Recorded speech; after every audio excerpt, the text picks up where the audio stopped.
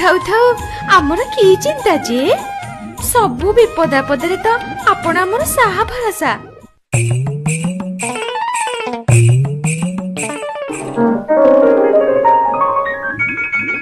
ଆରେ ବାଃ କି ମଜା, କଙ୍କଡା ବି ଅଛି। ଏଥରକ ଜମି ଗଲା। ବୋଧେ କିଛି ବିପଦ ଆସିଲାଣି। ସମସ୍ତେ ଲୁଚି ଯାଅ, ଲୁଚି ଯାଅ, ମୁଁ ଦେଖି ଆସେ।